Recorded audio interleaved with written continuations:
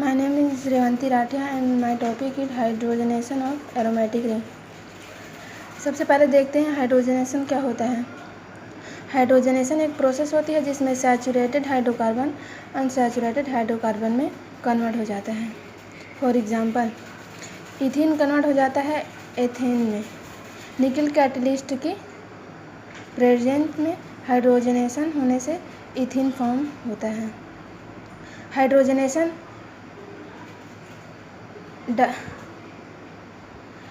Hydrogenation में एक double bond हट के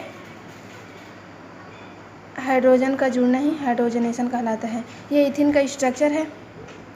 इसमें निकल कैटलिस्ट एंड हाइड्रोजन की प्रेजेंस में ये डबल बॉन्ड का हट के एच का जुड़ना ही और एच का जुड़ना हाइड्रोजनेशन कहलाता है और ये इथीन फॉर्म बन जाता है। एरोमेटिक रिंग को कैटलिक हाइड्रोजनेशन से रिड्यूस किया जा सकता है, बट ऑर्डिनरी डबल बॉन्ड के लिए हायर टेम्परेचर की आवश्यकता होती है। बेंजीन के रिंग के साथ ही रिएक्शन स्टॉप करना यूजली इम्पॉसिबल है, क्योंकि ओनली 1 और 2 बॉन्ड्स को रिड्यूस किया गया है, बिकॉज सल्फिन एरोमेटिक रिंग की तुलना में ईजिली से रिड्यूस हो जाते हैं। यहाँ एरोमेटिक कंपाउंड है। हाइड्रोजन और निकल की प्रेजेंस में क्रिया होने से साइक्लोहेक्सेन फॉर्म होता है। इसके बाद देखते हैं बर्च रिडक्शन। बर्च रिडक्शन में देखते हैं कंपाउंड लेते हैं,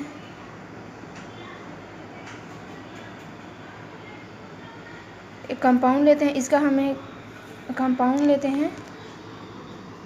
इसका हम डेरिवेटिव भी ले सकते हैं। इस बेंजीन की क्रिया हम सोडियम प्लस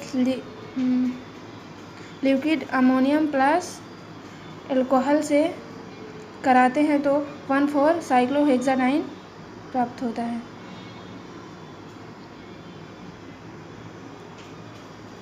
इस बेंजीन में हम इलेक्ट्रॉन डोनेटिंग ग्रुप भी जोड़ सकते हैं, जिसमें CH3 C2H5OR ले सकते हैं। इसके अलावा इलेक्ट्रॉन विड्रॉइंग ग्रुप भी ले सकते हैं, जिसमें COOH और COR ले सकते हैं।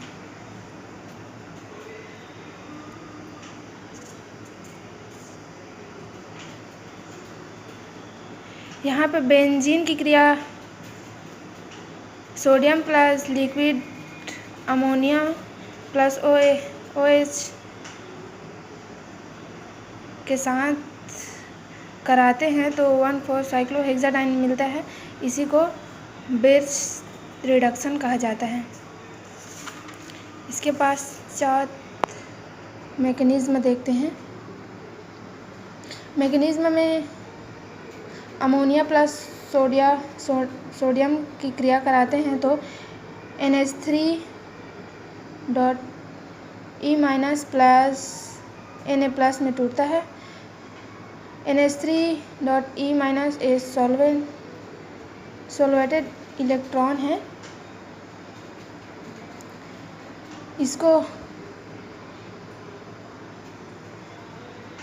इसका यूज़ हम यहाँ करेंगे।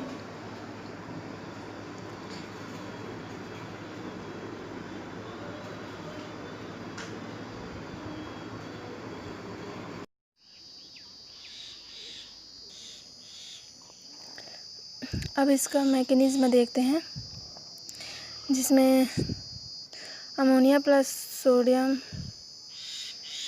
की क्रिया कराने से NH3E- प्लस Na+ में टूटता है। E- एक सॉल्वेटेड इलेक्ट्रॉन है, जहाँ इसी E- और ROH, जिसमें H प्रोटॉन का यूज़ इस मैकेनिज्म में यहाँ करेंगे। एक बेंजीन रिंग लिए और इस इलेक्ट्रॉन का यहाँ यूज़ किए। ये इलेक्ट्रॉन जाके यहाँ अटैक किया और ये डबल बॉन्ड यहाँ आया तो ये इलेक्ट्रॉन, ये सिंगल इलेक्ट्रॉन यहाँ आया और ये 2 पाई बॉन्ड और एक माइनस चार्ज और ये डबल बॉन्ड।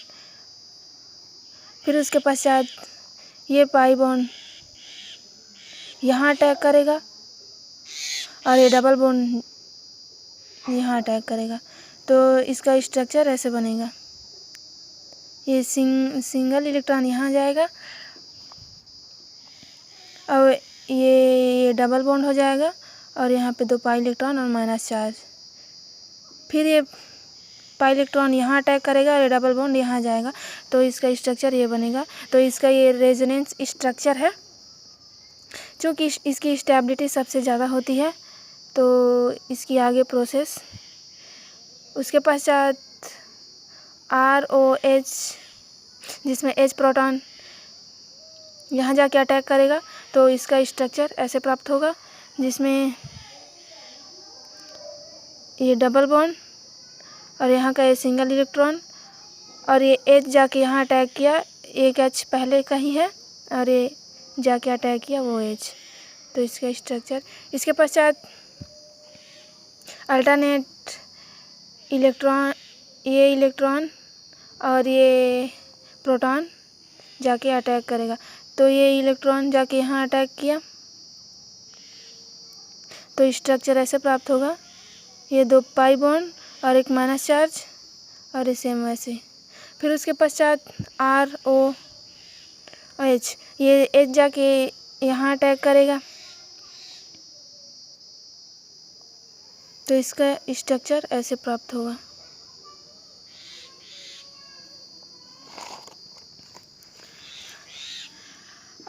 और इसका दूसरा एग्जांपल देखते हैं। जैसे ये बेंजीन रिंग है और इससे लगा हुआ एक डोनेटिंग ग्रुप है। इसकी क्रिया Na और लिक्विड अमोनियम प्लस ROH से कराएंगे तो इसका मिडिल जो प्रोडक्ट है वो ऐसे प्राप्त होगा। यहाँ ये इलेक्ट्रॉन यहाँ जाएगा और नीचे माइनस चार्ज और यहाँ पे एक डोनेटिंग ग्रुप। फिर उसके पश्चात इसका रियल स्ट्रक्चर ऐसे प्राप्त होगा, जहाँ 2 हाइड्रोजन ग्रुप आके यहाँ अटैच हो जाएगा और इसका डोनेटिंग ग्रुप यहीं लगा रहेगा। उसी पश्चात इसका सेकंड एग्जांपल है, एक बेंजीन रिंग है, इसमें विड्रॉइंग ग्रुप जुड़ा हुआ है। इसकी क्रिया भी सेम होगी, ये ऊपर माइनस चार्ज रहेगा और नीचे ये इलेक्ट्रॉन, इसको कहीं भी ले सकते हैं। तो इसका स्ट्रक्चर ऐसे प्राप्त होगा। इलेक्ट्रॉन डोनेटिंग ग्रुप हमेशा सिंगल बॉन्ड पर ही अटैच रहेगा और इलेक्ट्रॉन विड्रॉइंग ग्रुप में ये माइनस के पास अटैच रहेगा। इसके एप्लीकेशन है, ये पेट्रोकेमिकल इंडस्ट्रीज़ में इसका उपयोग किया जाता है और वेजिटेबल घी में इसे प्रिपेयर के लिए किया जाता है।